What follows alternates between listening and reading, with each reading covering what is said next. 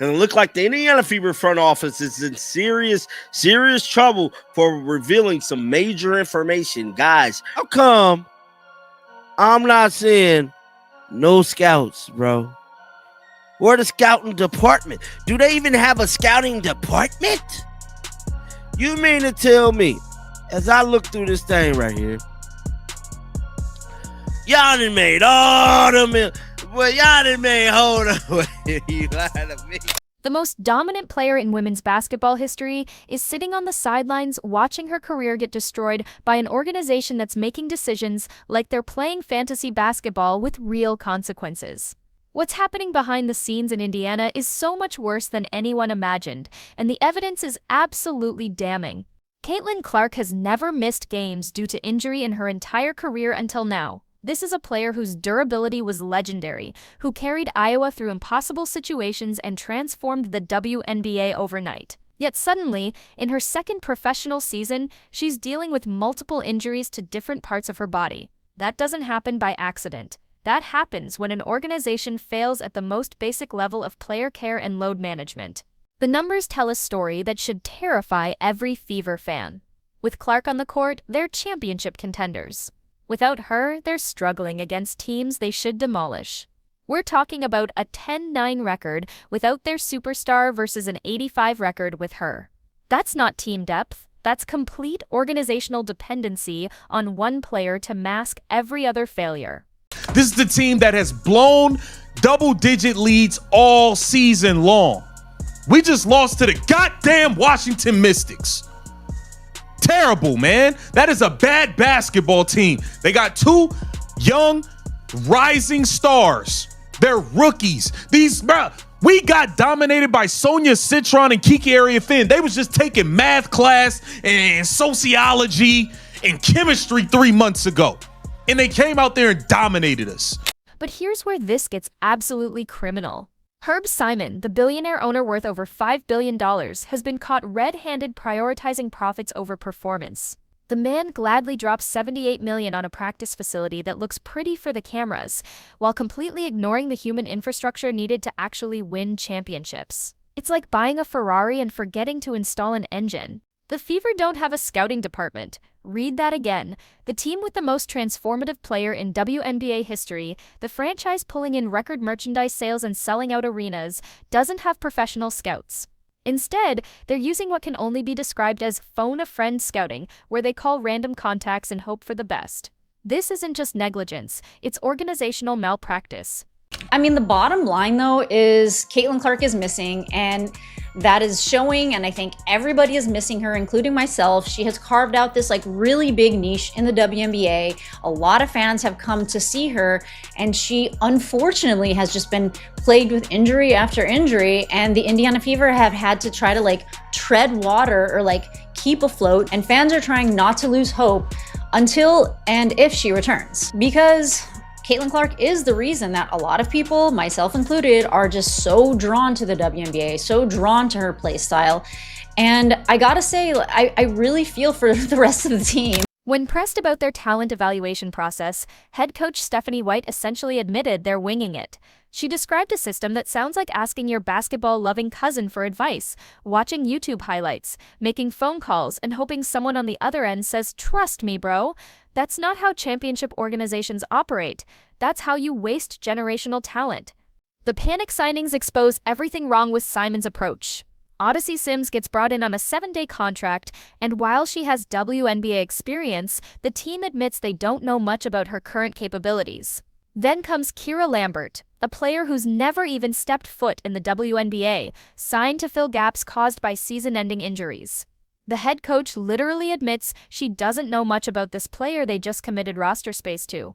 Are in the process of building a $78 million practice facility. The Indiana Fever consistently draw over 16,000 fans to their home games. The Indiana Fever, amongst the top franchises in the league when it comes to merchandise sales. The Indiana Fever, now you know, marketing campaign. Kelly Krauskopf saying she wants to be the Apple of the WNBA. You would think, after all of these accolades, after all of the speculation, after all of the now you know, you'd think that we'd have a scouting department, right? But wait, it gets worse. The Fever are using Brianna Turner, an active player who should be focused on her own performance, to scout international talent. That's right, they're asking someone who's supposed to be preparing for games to also evaluate potential teammates overseas. Turner apparently discovered Kira Lambert through her international contacts. This isn't multitasking, this is organizational chaos disguised as efficiency. Sophie Cunningham represents everything wrong with the Fever's approach to veteran talent. Here's a player who's been in championship environments, who knows what winning organizations look like, and she's stuck watching quality minutes slip away while coaches experiment with lineups featuring players they literally just met. Cunningham can hit clutch shots, defend multiple positions, and brings the intensity needed in crucial moments. Instead of maximizing that proven production, they're running rotations that make absolutely no sense. You lying to me. I think they merchandise sales was up like 300%. Y'all done made all them millions off CC Effect. And y'all ain't hired no damn scouts. Kayla's in deep trouble. Oh, it's looking real spooky. You mean to tell me y'all done made all the millions, bro, sold all them damn jerseys, and y'all do not have a scouting department? You mean to tell me? Hold on. Are you serious right now? The coaching situation under Stephanie White has become its own disaster. Fans are openly questioning her rotations, her in-game adjustments, and her ability to get the most out of available talent. When you're pulling players who are performing well, inserting players who haven't earned their minutes, and running offensive sets that leave your superstar standing around watching, you're not coaching, you're improvising. The Fever will build double-digit leads, then watch them evaporate because of poor defensive rotations and inadequate strategic adjustments. What makes this even more infuriating is the timing. Clark is on a rookie contract, which means she's severely underpaid relative to the value she brings to the organization. This is supposed to be the window where you build around her, where you take advantage of having a superstar at a discount rate and construct a championship-caliber roster. Instead, the Fever are squandering this opportunity with decisions that would embarrass a high school program. This Lambert chick, man. You're always picking up these randoms, dog. Like they're going to Walmart. Hey, yo, can you play? All right, I got you. Go on a team. Like, come on, man. I'm sick of these players. We're at the point where you just need a body. But I just hope she puts a better performance than Sims did, because Sims was god-awful. Sims looked like she never played basketball before. She was horrible. Somehow we have Turner on the team. I don't get it. But yeah, this new player, I looked her up. Averaged 6.8 in college. Not impressive, man. I think she's just a body. The medical and training staff failures are perhaps the most concerning aspect of this entire situation. Clark suffered her first injury of the season, came back too quickly, and immediately suffered a different groin injury. That's not bad luck. That's poor medical protocols. When she missed the All-Star game that was literally being held in her home arena, that should have been a wake-up call about rushing players back from injury. Instead, the pattern continued. The injury management exposes fundamental problems with how this organization operates. They don't have contingency plans, they don't have proper medical oversight, and they certainly don't have the depth needed to compete when their superstar needs rest. Every other championship organization in professional sports understands that keeping your franchise player healthy is the foundation of sustained success. The Fever seem to treat it as an afterthought. We lost by 1 point to them. The third quarter, they went on a 19-0 run. You hear me? Which put them up by 12. By the fourth quarter, they was up by 12 points. That's ridiculous. And then let me say this.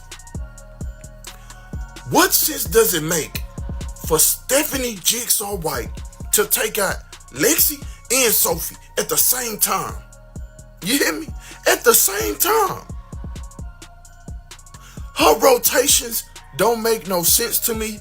And if it don't make sense to me, that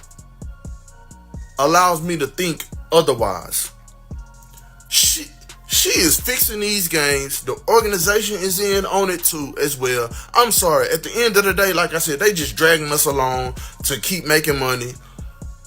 Caitlin Clark, aka my precious CC, she ain't coming back this season. Simon's approach to ownership reads like a masterclass in how to waste elite talent. He's willing to spend money on visible improvements that generate positive headlines, but he ignores the foundational elements that actually win games.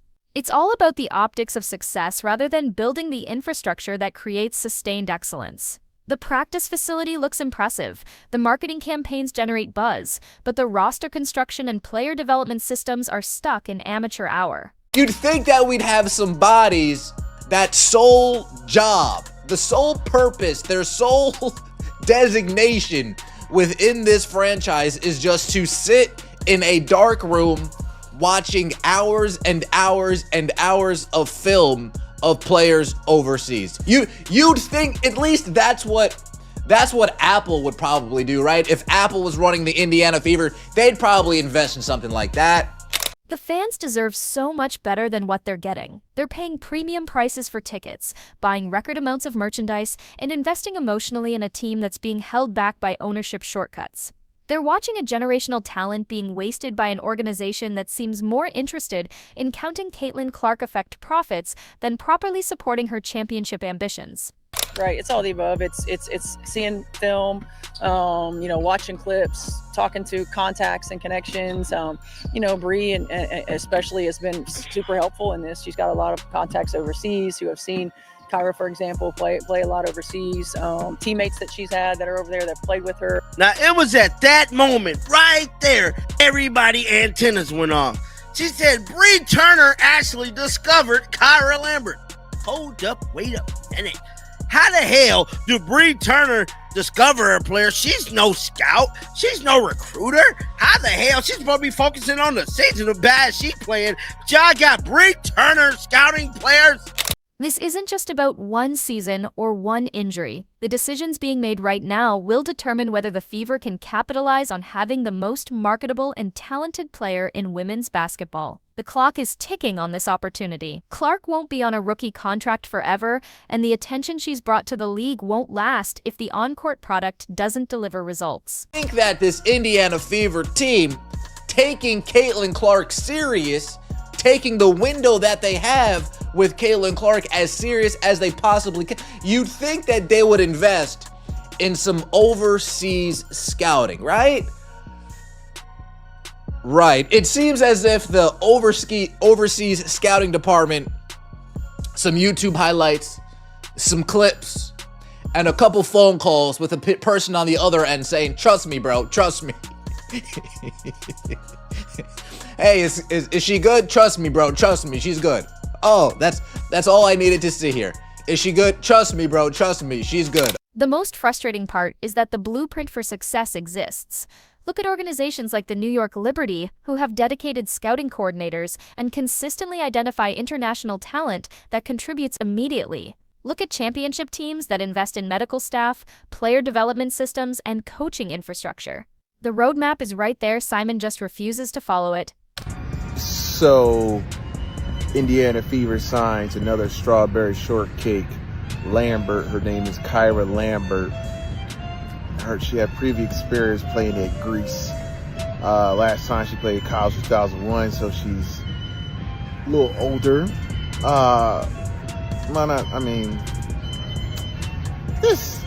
Where do we get these randoms from, man? Like, come on. 5'9", strawberry shortcake.